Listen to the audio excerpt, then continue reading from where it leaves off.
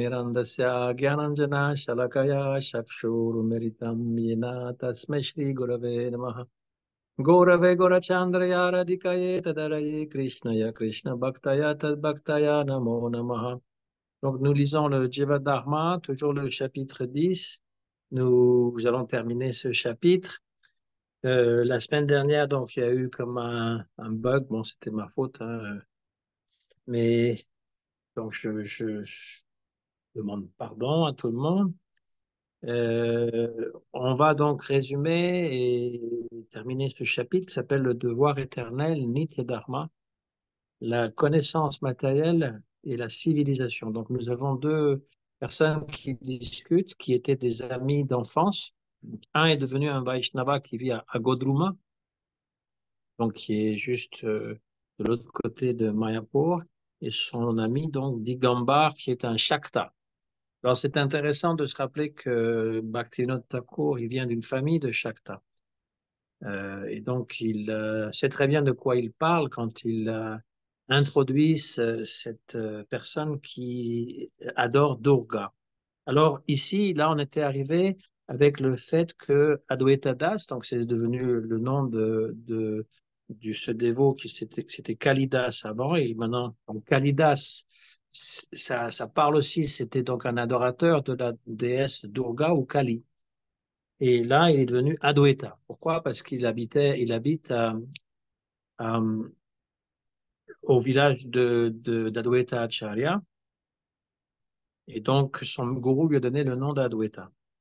Et il est en train de dire que la fameuse Maya, eh bien, c'est l'énergie de Vishnu.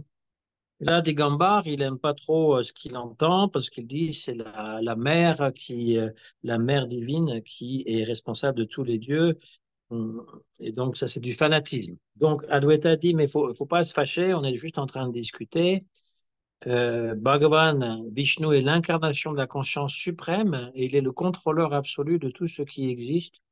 Tout résulte de sa puissance. Là, il parle de la Shakti.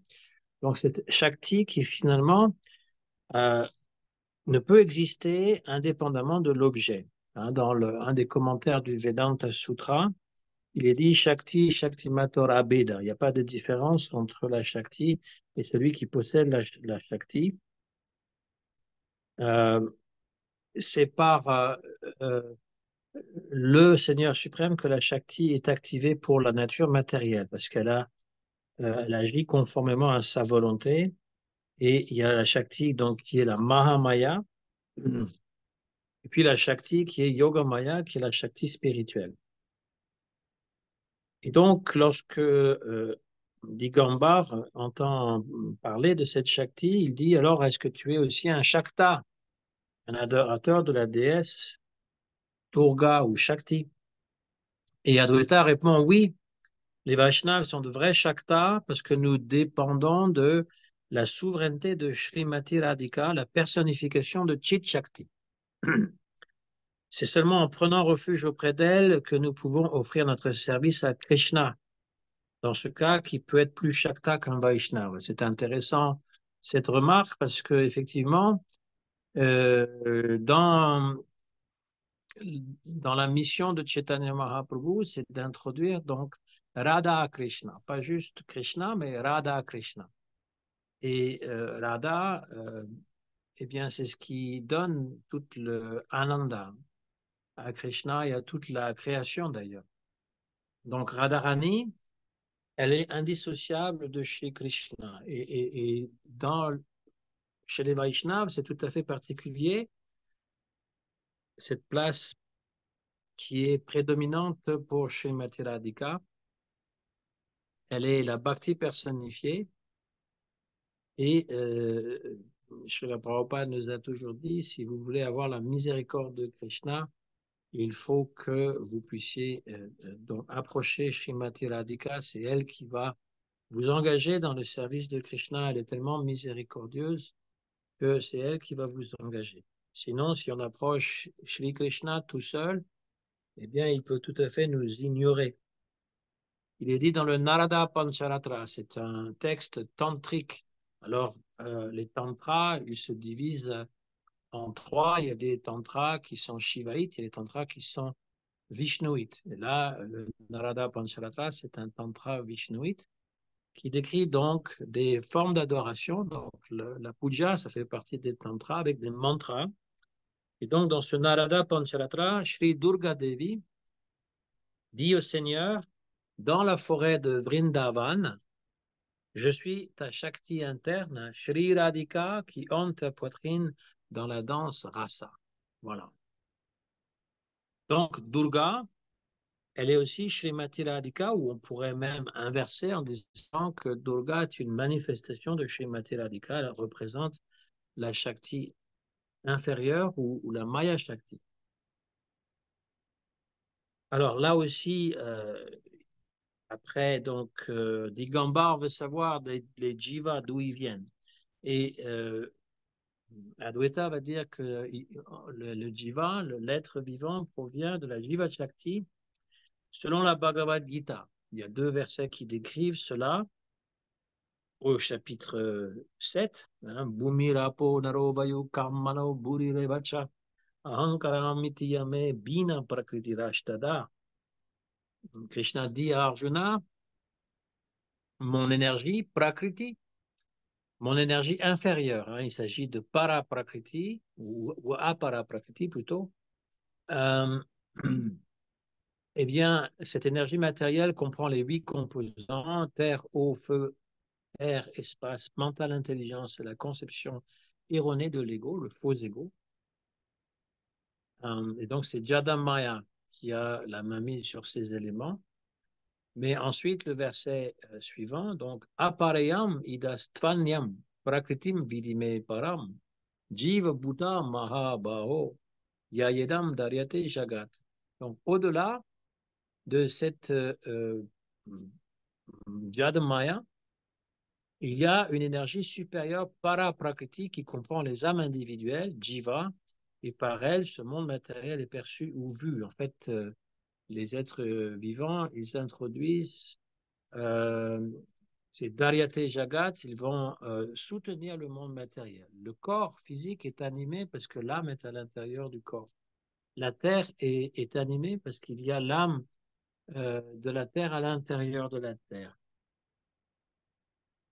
Ensuite, il va lui demander donc, est-ce que tu as lu la Bhagavad Gita, ce texte qui est comme le résumé de tous les écrits, de toutes les Upanishads. Et donc, dans ce texte, eh bien, tout est contenu. Et Digambar, il n'a pas lu la Bhagavad Gita, mais il demande, est-ce que tu as lu la Devi Gita? Devi Gita, c'est une autre Gita qui est dédiée à la Devi, c'est-à-dire la Shakti, c'est-à-dire Durga Devi. Adwaita dit, je l'ai lu il y a fort longtemps. Digambar, quelle est selon toi la nature de ces préceptes philosophiques dans la Devi Gita?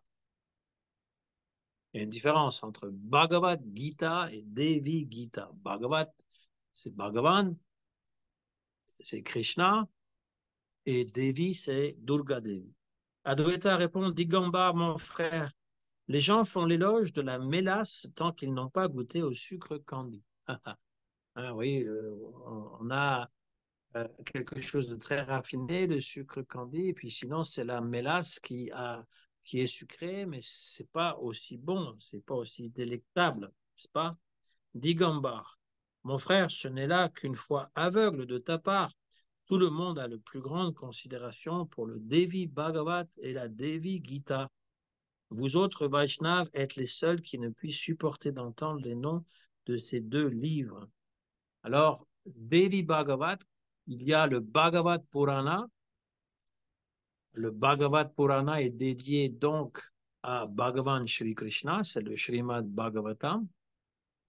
Et les Shaktas, ils ont le Devi Bhagavat, un Purana qui est dédié à Durga. Et donc, il y a des histoires qui sont semblables, mais surtout très différentes du Bhagavad Purana. Et la Devi Gita, c'est le pendant de la Bhagavad Gita. Ce que dit Gambar dit, c'est que tout le monde a la plus grande considération pour le Devi Bhagavat et la Devi Gita. Mais c'est totalement faux. Ce n'est pas juste nous qui sommes ignorants de l'existence de ces deux livres. En Inde aussi, les gens ne connaissent pas ou ne lisent pas la Devi Gita et le Devi Bhagavad. Et il y a même eu une controverse à un moment donné que cite d'ailleurs Burnouf dans sa traduction, c'est la première traduction française qui a été faite du Bhagavad Purana à la fin du 19e siècle. Il introduit cette controverse entre les Shaktas et les Bhagavats, donc entre les Vaishnavas et les Shaktas, quand il est mentionné que le Bhagavad Purana est le Purana le plus excellent. Les Shaktas disent le Bhagavad Purana fait référence au Devi Bhagavad.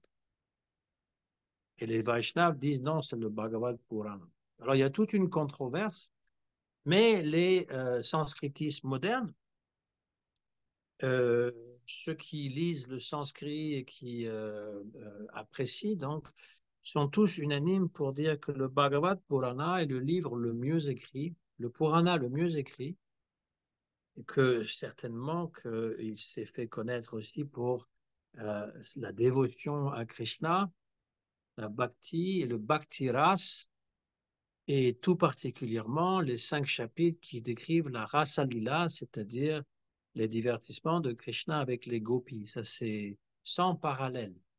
Dans les écrits des Puranas, donc il est admis par tous les érudits que le Bhagavad Purana est très très bien écrit et que c'est une œuvre hautement poétique. Donc le Devi Bhagavat est pratiquement inconnu. Mais comme lui, c'est un Shakta, eh bien, il n'a pas lu la Bhagavad Gita, il n'a pas lu le Bhagavad Purana. Et là, la question, donc là, il dit, ça c'est très sectaire ce que tu dis. Il n'y a que vous qui ne supportez pas d'entendre les noms de ces deux livres. Adwaita et lui, il lui demande, donc le dévot, il lui demande, et toi, as-tu lu la Devi Gita? Digambar, non. Pourquoi devrais-je mentir? J'allais copier ces deux livres, mais je n'ai pas encore eu le temps de le faire. Donc, ça, c'est typique des gens qui veulent argumenter. Ils te disent que c'est les meilleurs livres, mais ils ne les ont pas lus eux-mêmes. Ils disent le Devi Bhagavat et Devi Gita, c'est vraiment beaucoup mieux que Bhagavad Gita ou Bhagavad Purana, mais ils ne l'ont pas lu eux-mêmes. Mais ils en font l'éloge. Et là, on parle de copier parce que, évidemment, l'histoire se passe bien avant le 19e siècle, bien avant le 16e siècle. Non, après le 16e siècle, mais c'est parce qu'en Europe, si on a l'imprimerie avec Gutenberg, il va falloir quand même pas mal de temps avant que ça arrive en Inde. Donc, on recopiait, là on est au 17e siècle à peu près, donc on recopiait toujours les documents à la main. Tout ce que les Goswami ont écrit, ils l'ont écrit à la main. Vous avez à Vrindavan, pas loin, pratiquement à côté d'ISKCON, un musée, un musée sur les écrits. Donc, il y a des écrits des Goswami et on voit des exemplaires du Chaitanya Charitamritam écrits sur, donc, c'est pas des papyrus, mais ce sont euh, comme des feuilles de, je sais plus trop quoi. Enfin bon, c'est conservé, ça a réussi à conserver.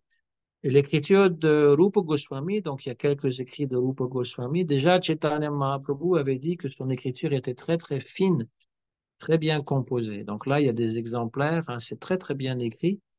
Mais évidemment, il faut le recopier et puis ça se détruit vite, hein. Il y a des livres, donc des grands qui ont été détruits par le temps, par les vers, etc. Mais donc, voilà, j'ai pas lu, mais je pense que c'est le meilleur livre. Donc, Adwaita, il lui dit, comment peux-tu juger si un livre est bon ou mauvais quand tu ne l'as même pas lu? Est-ce ma foi ou la tienne qui est aveugle? Belle répartie.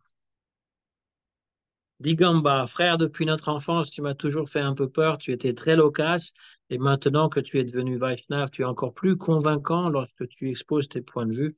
Quoi que je dise, tu le tailles en pièces. Donc là, il a peur parce qu'il voit qu'il y a une logique infaillible de la part de son ami. Voilà. Euh, bon. Après, Digamba, je ne vais pas tout lire. Vous savez le livre que vous pouvez lire.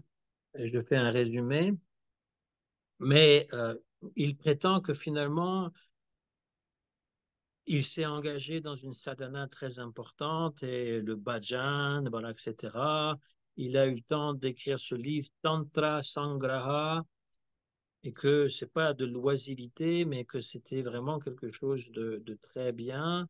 Donc, il lui dit, tu étales ta science bigote. Hein, un bigot, c'est celui qui fait l'étalage de sa dévotion, une fausse dévotion.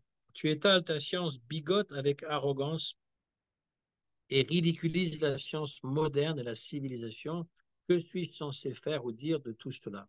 Viens avec moi, allons prendre à témoin un auditoire de gens civilisés et voyons qui de toi ou de moi a raison. Donc voilà, c'est les arguments des matérialistes. Hein. Il m'en est plus nombreux que vous. Vous êtes juste une poignée de gens avec des chikas derrière le crâne et vous pensez que vous savez tout, mais si on se met tous d'accord, vous verrez bien que nous avons raison. Mais ce n'est pas la quantité. Il y a un proverbe qui dit un million d'ivrognes euh, n'auront pas nécessairement la vérité. Parce que ce sont tous ivrognes, évidemment, ils racontent n'importe quoi. Donc, ils ont beau être un million, ça ne va pas faire la vérité. Hein, il faut bien comprendre que ce n'est pas parce qu'il y a une grande majorité de gens qui croient à quelque chose que cette quelque chose, cette vérité est vraie. Mais les gens sont comme ça, ils suivent le troupeau. Et en même temps, Adwaita Das, il est vraiment, voilà, il est embêté par cette rencontre. Il voudrait bien que ça puisse prendre fin parce que c'est infructueux pour lui, ça ne l'amène absolument à rien. Il lui demande donc, frère, de quelle utilité ta science et ta civilisation te seront-elles au moment de la mort? Digambar. Kalidas, c'est le nom d'Adwaita avant qu'il se soit fait initier. Kalidas, tu es vraiment un drôle de bonhomme. Que reste-t-il après la mort? Aussi longtemps que tu vis, efforce-toi d'être apprécié par des hommes civilisés et adonne-toi aux 5 plaisirs que sont le vin, la viande, le poisson, la richesse et les femmes. Je ne sais pas s'ils font ça tout en même temps, mais ça, c'est des plaisirs. Le vin, la viande, le poisson, la richesse, les femmes, ou les hommes pour les femmes. Au moment de la mort, Durga s'occupera de ta destination. Puisque la mort est certaine, pourquoi donc te soucier dès maintenant de tant de tribulations? Où seras-tu quand les 5 éléments de ton corps auront fusionné avec les 5 grands éléments de la nature matérielle? Ce monde n'est que Maya, à la fois illusion spirituelle, Yoga Maya, et illusion matérielle, Maha Maya. C'est la mère divine seule qui peut t'accorder le bonheur ici-bas et la libération dans l'au-delà. Rien d'autre n'existe que la Shakti. Tu proviens de la Shakti, tu retournes à la Shakti à la fin de ta vie. Sers seulement la Shakti et sois le témoin ébahi de son pouvoir grâce à la science. En fait, un Shakta de ce type-là, en tout cas, il n'est pas dans nécessairement. Là, on parle des 5 interdits qui sont dans le Tantra, hein, c'est-à-dire la viande et puis le vin, l'intoxication, voilà, les plaisirs sexuels, même illicites en fait pour le tantra.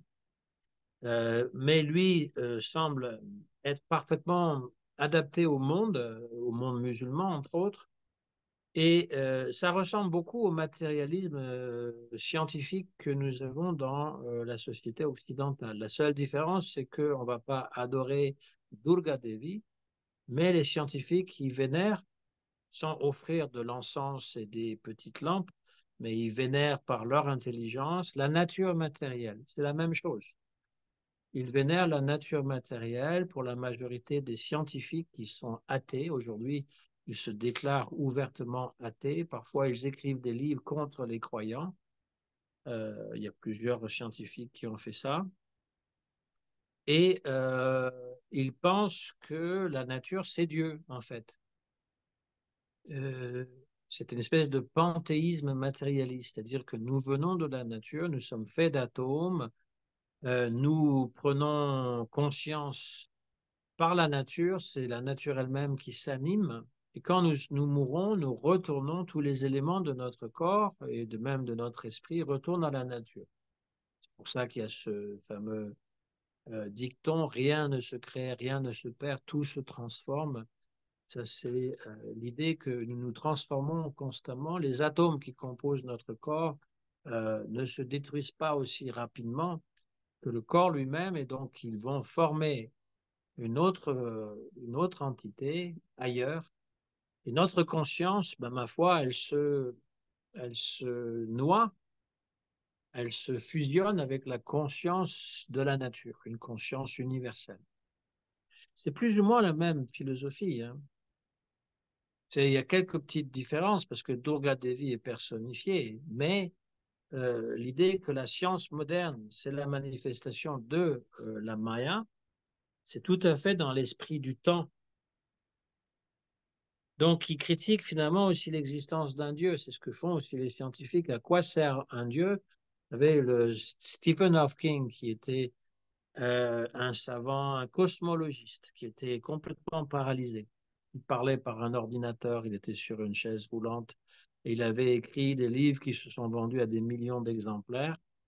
Il était très connu. On a surévalué en fait son intelligence, on en a fait un génie, alors que bon, ses thèses sont un peu tirées par les cheveux parce qu'il dit que l'univers est créé par un trou noir. Il n'y a absolument rien qui prouve l'existence des trous noirs. Euh, mais voilà. Et puis lui, il disait donc qu'on n'a pas besoin de l'hypothèse de Dieu parce que ça ne rajoute absolument rien.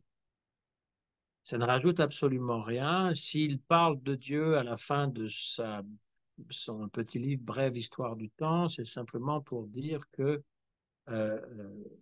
eh bien, tout le monde a été créé avec une minutie parfaite, comme si c'était, et de connaître finalement cette minutie parfaite, ce serait connaître le mental de Dieu. Et en fait, cette mention de Dieu, pour lui, c'était pour attirer aussi les croyants à acheter son livre, parce qu'il voulait vraiment vendre des livres, ce qu'il a réussi à faire.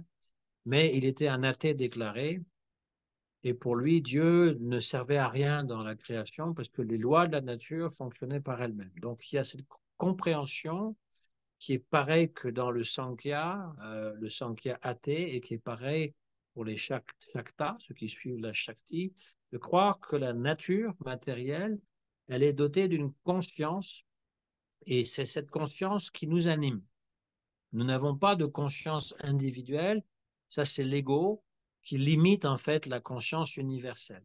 C'est un peu l'idée qui est sous-jacente à ces deux types de philosophie.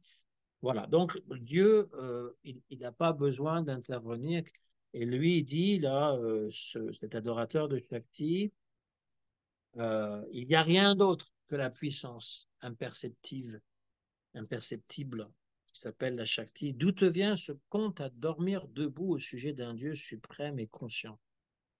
Ta croyance dans ces sornettes te fait souffrir et je me demande bien quelle destination tu pourras atteindre dans ta vie prochaine qui puisse être supérieure à la mienne. Quel est ce besoin de reconnaître l'existence d'un Dieu personnel? Sers la Shakti, et quand tu fusionneras avec elle, tu demeureras avec elle éternellement. Donc évidemment, Adwaita, il va argumenter avec ça en disant que finalement c'est une fausse espérance, que nous sommes prisonniers de la Maya. Donc ils ne sont pas du tout sur la même compréhension. Là, il y a une espèce de dialogue de sourds. Et puis il y a aussi après, donc Adwaita va dire que ce qui est le plus important, c'est de fréquenter des hommes, parce que là, il y a le Digambar qui dit pourquoi tu évites de fréquenter des gens cultivés? Et Adwaita dit non, non, on fréquente des gens de bien, hein, les sadhus, mais pour nous, les sadhus, ce sont des gens spirituels. Parce que dans les shastras, il est dit que de s'associer avec des matérialistes, c'est la pire des choses, hein. Hein, par exemple, dans la Katyayana Samhita, même si je devais mourir dans un brasier ardent ou rester prisonnier dans une cage, je ne veux rien savoir des gens qui refusent de penser à Krishna.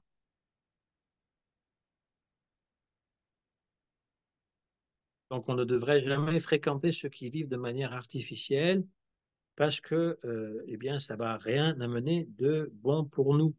Et dans le Srimad Bhagavatam, au troisième chant, il est dit, Si on fréquente ceux qui sont dépourvus de toute vertu, nos bonnes qualités telles que la véracité, la propreté, la miséricorde, le contrôle de la langue, l'intelligence, la réserve, la richesse, la célébrité, le sens du pardon, la maîtrise des sens et de l'esprit, ainsi que toute heureuse fortune disparaîtront complètement. Alors, oui, ça semble un peu effrayant. Si on s'associe avec des gens qui ne sont pas des dévots, on perd tout ça. Mais il faut comprendre le mot association. C'est pas quand on s'associe avec une personne, c'est qu'on est amis et qu'on va livrer les secrets de notre cœur. On va leur parler de ce qui nous tient à cœur. Donc, si on leur parle de Krishna, c'est sûr que les gens qui ne sont pas des dévots, ils vont tout faire pour nous dire que Krishna n'existe pas, c'est un dieu hindou, c'est de l'invention humaine. Pourquoi tu ne profites pas de la vie? Hein, c'est des choses qu'on a tous entendues une fois ou une autre, n'est-ce pas? Et encore aujourd'hui, profite de la vie, arrête de te mortifier, arrête toi, euh, à quoi ça sert d'être malheureux? Parce qu'ils s'imaginent qu'on est malheureux. Et si on ne mange pas de la viande, on se prive de quelque chose de délectable, n'est-ce pas? Et donc, on n'arrive pas à se comprendre, ça c'est sûr. Ils n'arrivent pas à comprendre le Vaishnav. Et nous, les dévots, ils ne sont pas intéressés à comprendre la mentalité matérialiste. On a tous connu déjà ça. C'est pas pour y retourner, hein. Voilà. D'autres choses du même calibre, hein, dans le Srimad Bhagavatam. Au roi, tout comme l'eau de nombreuses rivières ne peut purifier un pot ayant contenu du vin, de la même manière, une personne opposée à Bhagavan Vishnu ne saurait être purifiée par aucune sorte d'expiation, même si celle-ci est exécutée à la perfection et de manière répétée. Donc la fréquentation des non-Vaishnavas, c'est ce qui finalement va détruire toutes les qualités humaines. Alors, Digambar conclut. Bon, je vois que je viens de discuter avec quelqu'un de prestigieux. Tu devrais certainement rester parmi les purs Vaishnavas, je rentre chez moi. Là, il a compris qu'il ne pourra pas changer la mentalité de son ami, donc il dit, OK, tu te crois quelqu'un de très important, je vais te laisser tout seul. Je vais repartir dans mon coin. Adwaita Das sentit que son échange avec Digambar tirait à sa fin et qu'il serait approprié de conclure sur une note positive. Avec courtoisie, il déclara: Tu es mon ami d'enfance. Je sais que tu dois retourner chez toi, mais je ne veux pas que tu partes comme cela. Tu as fait tout ce chemin, s'il te plaît, reste encore un peu, le temps de prendre un peu de nourriture avec moi, ensuite tu pourras partir.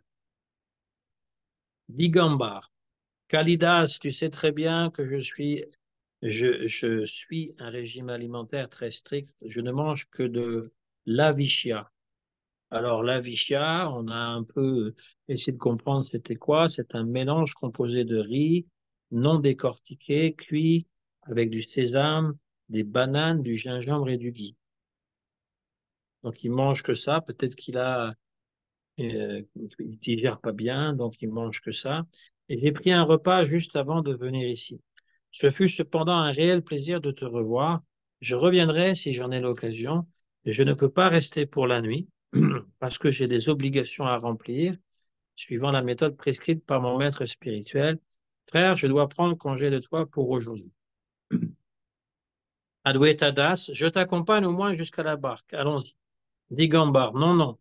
Continue ce que tu as à faire. J'ai des hommes avec moi.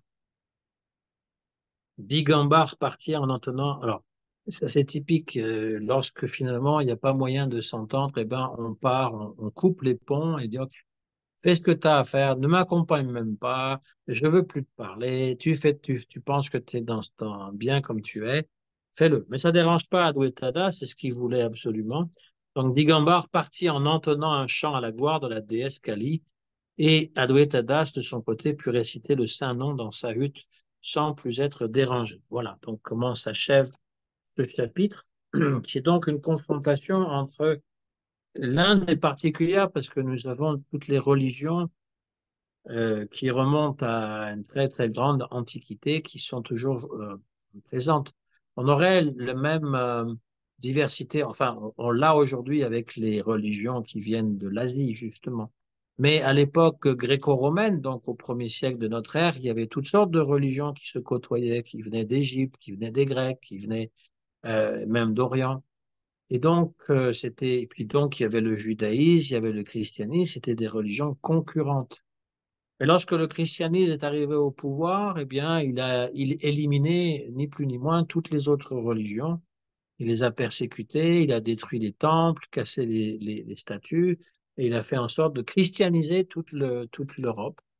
Donc, construisant des églises là où il y avait euh, des cultes qu'ils appellent des cultes païens, parce que les chrétiens sont convaincus que toutes les autres religions sont des mauvaises religions.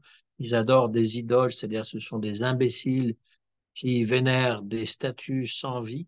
Voilà leur conception, parce que pour eux, eh bien, on ne peut pas représenter Dieu, Dieu n'a pas de forme, et nécessairement, si c'est quelque chose de différent de ce qu'ils font, c'est quelque chose, soit un démon, hein, il y a ça, cette conception, vous adorez des démons, soit des idoles. Donc, c'est ce qu'ils pensent aussi des Krishna. Voilà. Donc, ça, c'est la particularité du christianisme et de l'islam, entre autres. Alors, je ne parle pas du judaïsme parce que le judaïsme n'a pas eu l'ampleur du christianisme et de l'islam. Il n'y a pas d'esprit missionnaire, on va dire, pour convertir. Ils vivent en vase clos. Mais l'islam et le christianisme ont beaucoup axé la prédication sous la forme missionnaire de convertir par la force, s'il le faut. Et le christianisme en Occident, donc en Europe, a dominé pendant presque 2000 ans. Maintenant, il est sur son déclin, mais sa particularité, ça a été d'éliminer tous les concurrents. L'islam, pareil. Alors qu'en Inde, eh bien, ils ont fait le contraire. Au lieu d'être exclusifs, c'est-à-dire qu'on exclut toutes les autres religions, on a inclus toutes les religions, y compris le christianisme et l'islam. Ils ont inclus ça dans les différentes religions. J'entends bien que l'Inde du Premier ministre Modi, euh, Narendra Modi, est beaucoup plus axée sur l'hindouisme et qu'on veut essayer de donner l'exclusivité à l'hindouisme. Et l'hindouisme, ça comprend déjà une multitude de différentes euh, religions. Donc il y a les Shaktas, il y a les Shivaïtes, il y a euh, les tantras, il y a toutes les religions sans Dieu, ou les religions de la nature, ou les religions des différentes divinités locales. Il y a les Vaishnavas, il y a les bouddhistes, il y a quand même beaucoup de différentes variétés. On peut pas tout englober, mais c'est ça la particularité. L'hindouisme englobe, dans ce vocable, englobe une multitude de religions qui remontent à la plus haute antiquité. Et le christianisme et l'islam font partie, non pas de l'hindouisme, mais du paysage religieux. Disons que pendant très longtemps, l'Inde était plutôt un pays où on a accepté la multitude et la diversité religieuse. Aujourd'hui, c'est beaucoup plus axé avec le parti de Narendra Modi, c'est plus un parti hindouiste qui est plus ou moins intolérant vis-à-vis des religions comme l'islam ou le christianisme. Donc voilà, parce que ça fait partie malheureusement du monde humain que de se battre pour des idées et des idées religieuses, entre autres. Il y a des idées politiques, mais il y a aussi des idées religieuses.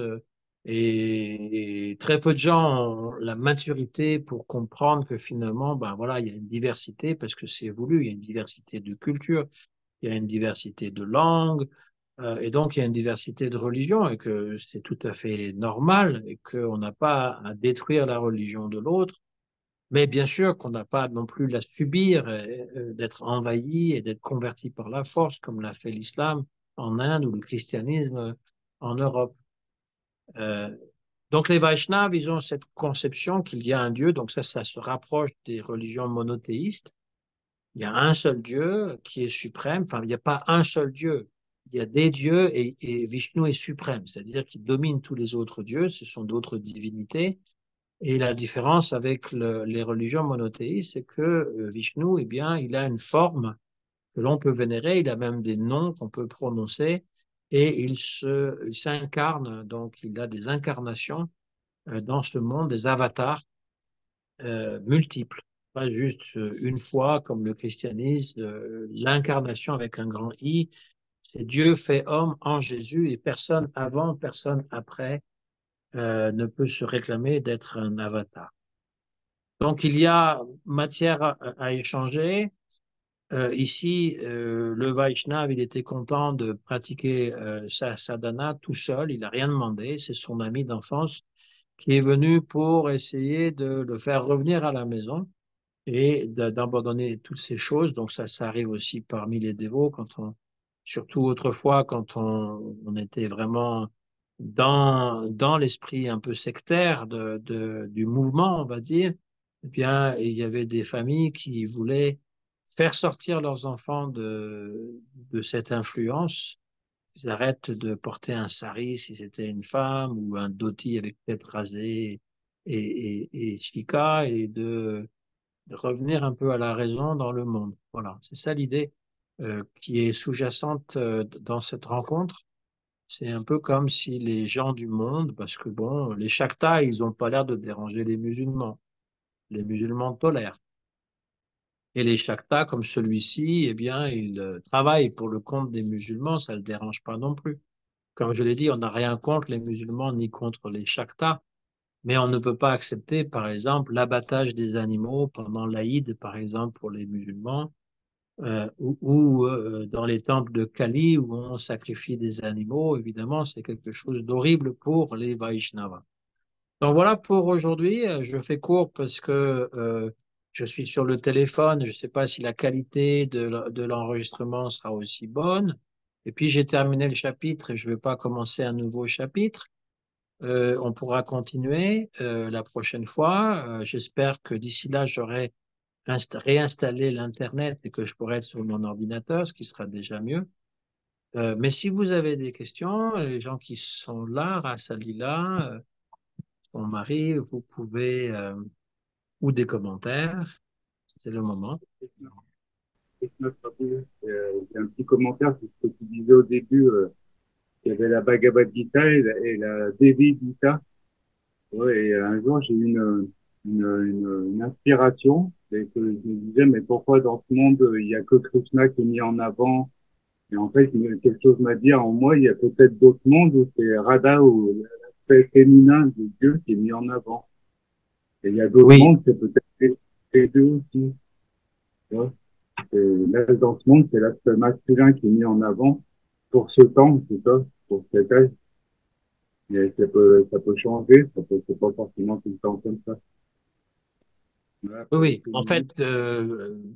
Gaudiya Vaishnav, c'est Gaudi, c'est Srimati Radhika, hein. Donc, en fait, que Radhika, elle a même plus d'importance que Krishna, même si on parle de Krishna. Après, le Devi Gita, le Bhagavad Gita, la le Devi Bhagavat, bon, moi j'ai un résumé du Devi Bhagavat, j'en ai lu un petit peu. Le truc, c'est que ça peut un peu mélanger un peu notre tête avec les tattvas contradictoires. C'est ça qu'il faut faire attention, de ne pas lire non plus toutes sortes de différentes choses, parce que les préceptes sont pas toujours les mêmes. Mais En français, l'adoration de la déesse ou de la Shakti, évidemment, c'est un élément important. Voilà. on peut le trouver en français, ce livre. Non, je l'ai en anglais. Mais en fait, tout ce qui est différent, c'est que c'est la Shakti qui commande tous les dieux. Voilà, tous les dieux sont sous. Mais bon, c'est pas si faux que ça, parce que Durga Devi, eh bien, c'est elle qui illusionne le monde entier. C'est une question. Je sais au début, enfin, hum, j'ai vu, tu vois, j'ai vu différents reportages sur les développements dans les années 70 ou 80. Et il y avait des gens, des déprogrammateurs, qu'on appelle, et comment dire, c'était les parents eux-mêmes qui avaient très peur et qui faisaient appel à ces déprogrammateurs pour pouvoir faire en sorte que leur enfant, entre guillemets, soit plus matérialiste le plus dévot de Krishna, quoi. Donc, ouais, je voudrais savoir si, confirmer avec toi si ça existait et si ça marchait, du moins. Oui, en fait, ça a été très populaire aux États-Unis parce que les Américains, ils sont assez experts avec des méthodes musclées. Et donc, il arrivait que les dévots étaient en Sankirtan et ils se faisaient kidnapper par des gens qui les emmenaient dans un van, un camion. Et là, ils étaient séquestrés quelque part contre leur volonté et on essayait de les déprogrammer. Donc oui, ça existait. Ça a commencé quand Prabhupada était toujours là, en 77. Ça avait déjà commencé et je connais des dévots à qui c'est arrivé. Il y a des dévots qui ont été déprogrammés, on va dire, mais il y en a d'autres avec qui ça n'a pas marché. Et la Cour suprême, parce que c'est allé évidemment en Cour suprême, ça visait pas que les dévots, hein, ça visait d'autres sectes, ce qu'on appelle une secte, hein, parce que c'est à partir des années, fin des années 70 qu'on a commencé à mettre des étiquettes. Donc il y avait les enfants de Dieu, il y avait les Krishna, bien entendu, il y avait toutes sortes de différentes sectes qui étaient jugées plus ou moins dangereuses, parce qu'il ne faut pas oublier que dans les années 77, il y a eu le suicide collectif, ou 78, le suicide collectif à Jim Jones, hein, le Jamestown. C'était un pasteur un peu délirant qui avait une communauté, il a fait boire du poison à ses adeptes, il y a eu 300 morts, etc. Donc, comme les médias, eux, ils font toujours un amalgame avec tous les genres de ce qu'ils appellent des sectes, hein, c'est-à-dire des communautés plus ou moins fermées. Donc, ces communautés ont porté plainte parce qu'aux États-Unis, eh bien, on ne peut pas s'attaquer aux gens comme ça. Et la Cour suprême a jugé que le déprogramming était complètement anticonstitutionnel et contre la loi, parce qu'on kidnappe des personnes et on les séquestre. Et ça normalement, c'est un crime. Kidnapper quelqu'un, de le séquestrer contre sa volonté, c'est un crime puni par la loi. Donc, ils ont bien entendu qu'il y avait des familles qui étaient concernées, que voilà. Et puis l'autre chose, c'est que bon, il y avait un gourou même de déprogramming s'appelait Ted Patrick. Et donc, il était très agressif envers toutes ces sectes religieuses, chrétiennes ou autres. Et pour lui, tu vois, il disait qu'on se faisait laver le cerveau. Or, durant ces mêmes, voilà, quand c'est passé en cours, eh bien, ça a été souligné qu'on ne peut pas laver le cerveau de quelqu'un d'une manière aussi facile. C'est-à-dire que le lavage de cerveau, en général, c'est des techniques qu'on utilise pour la torture, hein, auprès de prisonniers. On va les empêcher de dormir, on va jouer de la musique très forte pour qu'ils ne dorment pas, on va les plonger dans de l'eau glacée, on va faire en sorte qu'ils vont pouvoir avouer n'importe quoi. Donc le lavage de cerveau, c'est une technique assez brutale et il n'y a rien de prouvé que le fait de te faire dire toute la journée que c'est Maya, je sais pas, regarder les filles ou de euh, euh, penser à d'autres choses que Krishna, c'est pas nécessairement un lavage de cerveau parce que la personne est consentante.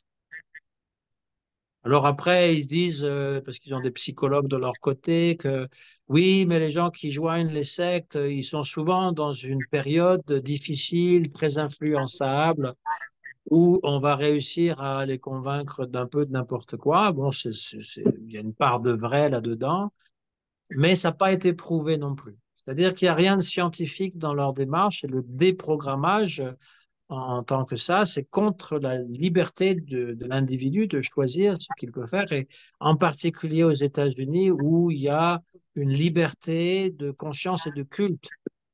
C'est pas comme en France où ils ont mis une liste des sectes dangereuses, dont les Hare Krishna, et c'est l'État qui juge de ça.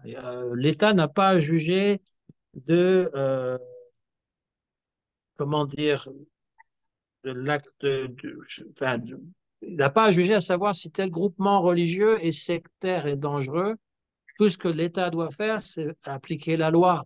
S'il y a des personnes qui sont abusées par un gourou à moitié fou, là, c'est la loi qui doit venir juger ça, pas le gouvernement qui statue qui est une secte ou pas une secte. Alors aux États-Unis, ça passe pas. La liberté religieuse, c'est inscrit dans la Constitution et donc les histoires de déprogramming, ça a duré quelques années, peut-être 2, 3 ans, et puis c'était fini.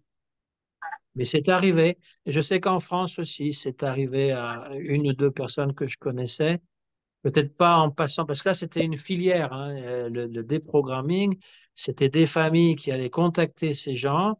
Alors, ils payaient, évidemment, c'est pas gratuit. Et puis, tu avais des gens qui étaient entraînés donc pour déprogrammer les gens. Parce qu'ils étaient convaincus qu'on avait lavé le cerveau de la personne, on avait changé contre son gré. On rejoint un peu ce que Digambar pense de Vaishnav. Il pense qu'il a été programmé ou contaminé par des fanatiques, etc. C'est pas nouveau, tu vois. Parce que Prabhupada avait répondu à un journaliste qui lui avait demandé, qui lui avait dit, vous lavez le cerveau de vos disciples. Et Prabhupada, il avait dit, oui, on le lave des saletés du matérialisme. Ouais, c'était même plus fort que ça. Il a dit, we're gonna wash the stool in your brain. Toute la merde que vous avez dans la tête. Parce qu'il disait, vous lavez le cerveau. Il dit, oui, on lave le cerveau. Toutes les ordures que vous avez dans la tête, on va vous les laver. Oui, oui. Prabhupada, il avait pas la langue dans sa poche. C'était du tac au tac. Ouais, ouais. Mais oui, voilà, il y a personne qui nous a mis comment dire, un flingue sur la tempe pour dire que tu dois devenir Krishna, hein, je veux dire. Euh, C'était notre volonté. Et puis après, il y a des dévots qui ont vécu des expériences plus ou moins difficiles, des gourous qui les ont déçus, etc. Bon, ça arrive. Mais de là à dire qu'on a été obligé de passer par là, qu'on nous a pris tout notre argent, qu'on a été traumatisé, non, c'est pas vrai ça. Bah oui, bien sûr. Mm. Et quand ça ne marchait plus, pour nous en tout cas, eh bien, on a quitté l'institution parce qu'on trouvait que c'était trop sectaire justement. Mm. Ce qui montre on avait encore notre propre volonté, notre propre faculté de penser par nous-mêmes. Quand il y a quelque chose qui ne correspond pas à ce qu'on nous a dit, eh bien, on a été capable de mettre ce discernement en œuvre pour dire non, non, ça ne me convient pas, ça. Et puis l'argument peut être retourné facilement parce qu'il me semble que dans la société, les gens, ils sont très conditionnés, hein. On leur apprend dès l'école tout ce qu'il faut penser, tout ce qu'il faut savoir, pas des choses réellement importantes pour soi-même, mais des choses qu'il faut savoir parce que la société, il faut s'y adapter et puis accepter ses règles. Et donc, la plupart des gens, ils acceptent ce qu'on leur dit, ce qu'ils voient à la télévision, dans les journaux, sans questionner. Et il y a une forme de propagande. Aujourd'hui, pour moi, elle est très grossière. Mais pour la majorité des gens, ils la voient même pas. Ils voient pas qu'il y a une propagande politique qui consiste à faire que tu vas être contre tel pays qui fait la guerre, alors que ça te concerne même pas. Les citoyens, ils veulent pas de guerre, mais les gouvernements sont experts à te vendre l'idée qu'une guerre peut être bonne si c'est pour défendre la bonne cause. Encore aujourd'hui. Donc, on va être contre Poutine parce que c'est la propagande permanente qui est toujours. Je dis pas qu'il faut être pro-Poutine, c'est pas ça. Ils veulent toujours nous embarquer dans une dualité à laquelle on n'appartient pas. C'est pas parce que je suis pas contre Poutine que je suis pour lui. Ça n'a rien à voir. C'est qu'on arrive à nous convaincre que ça nous concerne directement, que la guerre est sur notre territoire. Ça, c'est de la propagande. Et après, on va dire, Poutine, il perd tout le temps, et il a des pertes incroyables, il est très malade, il a le cancer, il va mourir bientôt, il n'y a que des défaites. C'est de la propagande, c'est ni plus ni moins de la propagande. Ça, c'est pour ça. Après, tu as les élections américaines où c'est aussi tout à fait ciblé, comment dire, les journalistes vont insister juste sur une version. Ils vont pas donner une information, ils vont dire ce qu'il faut croire, pour qui les gens devraient voter, qui est le méchant. Voilà, donc il y a une propagande permanente qui correspond tout à fait à un lavage de cerveau. Et les gens, ils ne voient pas, ils ne le voient pas, ils acceptent comme une vérité, pas oui parce qu'on le dit, non, non, c'est vrai, c'est bien argumenté, donc ils l'acceptent. Il La y a meilleure beaucoup de chose, ce serait de ne folie. pas regarder les nouvelles. Ce serait déjà la première des choses. Et quand on pense que Oui. les nouvelles sont vraiment des nouvelles, eh ben, on pense que ce qu'ils disent, c'est la vérité. Mais en fait, ils sont juste en train de te conditionner. Donc, on peut retourner en fait l'accusation quand on dit que on est influencé, qu'on a été lavé le cerveau. Ben, c'est pareil dans le monde. Les gens, ils sont complètement conditionnés par ce qu'on leur enseigne. Ils sont convaincus que, à moins en France, on est convaincu que si on ne mange pas 3 fois de la viande par jour, ou au moins 2, on va pas être en bonne santé. Ouais, Ils sont c'est vrai. convaincus de ça. Et que si tu es végétarien, hein, moi, ça m'arrive assez régulièrement. Moi, je n'insiste pas à essayer d'expliquer pourquoi, mais les gens trouvent que je suis bizarre, que je suis marginal, j'apprécie pas la vie. Puis des fois, ils vont déguster de la viande et ils vont dire, tu sais pas ce que tu rates. Et eux, j'aimerais dire, ben, vous savez pas que pour moi, c'est vraiment dégoûtant la viande. C'est pas appétissant à voir, c'est pas ça, c'est à sentir. Il n'y a rien de bon, etc. Mais comment est-ce que tu peux leur faire comprendre ça? On est dans un dialogue de sourds, mais moi, je rentre pas dans ce dialogue. Ils font ce qu'ils ont à faire. Moi, je fais ce que j'ai à faire. Parce que parfois, je suis invité à des repas et donc moi, je peux rien manger, hein. Et c'est encore d'autant plus difficile quand c'est Kadashi. Alors là, je ne peux même pas manger des choses. Donc, mais c'est difficile hein, d'être un dévot dans le monde parce que, à moins de dévoiler tout, qu'on est un dévot de Krishna, eh bien, on passe pour des huluberlus. Mais même si on leur dit qu'on est des Hare Krishna, on passe pour des huluberlus. Mais c'est pas grave, c'est le prix à payer. Bah oui, de toute façon, la différence fait peur, hein. Moi, je le vois depuis tout le temps, tu vois. La différence, ça fait peur, hein. Ça craint. Euh, Alors que, la différence pour chacun des individus fait peur. Alors, je te dis pas la diversité, de toutes les voix que celle-ci a, tu vois. Donc, c'est vraiment Ben, difficile, il y a quoi. ça. Après, on a le choix aussi d'être matérialiste, hein. Moi, je ne veux pas me battre contre les gens, hein. Ils choisissent ce qu'ils veulent. Moi, je ne veux pas suivre ça, c'est tout. chez nous, il y a des monastères de moines chartreux. Vous avez entendu parler des chartreux? Oui, Ils sont végétariens dans leur monastère. il y en a, oui, les trappistes aussi.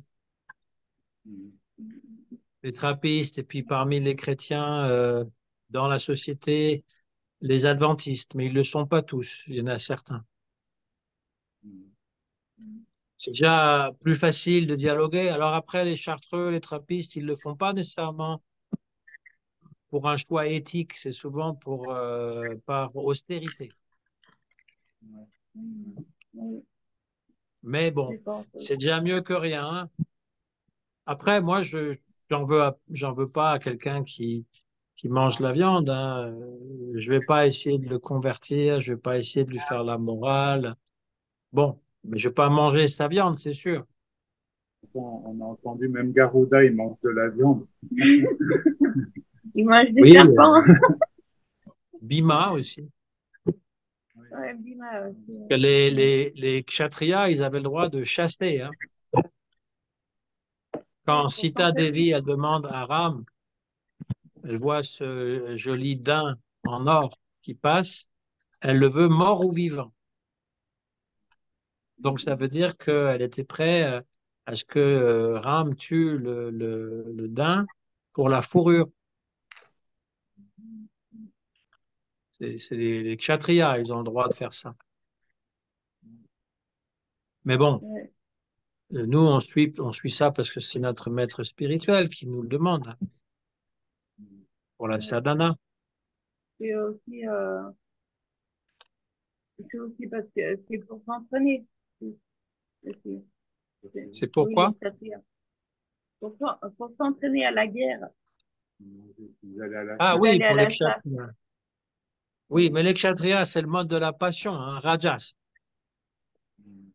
Ouais. Tu vois, pour les vaishyas, les brahmanas, et je pense pour les shudras aussi, peut-être les shudras, il y a une concession, mais les brahmanas, les vaishyas, ils ne doivent pas manger de la viande.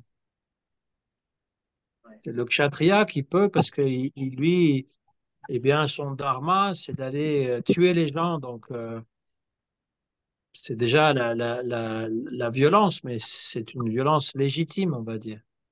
C'est pas une violence qui est exercée contre des individus dépourvus de toute défense. Mm. Et Mm. puis la chasse, c'est pas comme aujourd'hui, on tire sur n'importe quoi, n'importe comment. Le prochain chapitre, ça s'appelle Le Dharma éternel, Nitya Dharma et l'histoire. Je pense qu'il y a une rencontre avec les musulmans à nouveau. Le chapitre 11, il y a quelque chose sur l'idolâtrie. Alors, c'est pas une confrontation, c'est simplement une discussion entre un maître musulman et un Vaishnav sur l'idolâtrie Mm. et Ah ouais, comment les Vaishnavas voient la chose de l'idolâtrie. ça va Donc, être il n'y a pas bien. une condamnation de l'islam, hein, parce que l'islam est une religion révélée. C'est une religion noble. Moi, ce que j'aime pas, c'est l'Aïd, hein, c'est sûr, hein, quand ils tuent les moutons. Euh, mais disons que sinon, eh bien, le fait de prier Dieu 5 fois par jour, c'est quand même beaucoup, hein, c'est pas mal, hein. Je ne connais Mm. pas beaucoup de musulmans qui le font 5 fois par jour parce que c'est très exigeant, hein. Nous, on doit réciter les prières 3 fois par jour et eux, c'est 5 fois avec des génuflexions et puis les prières, etc.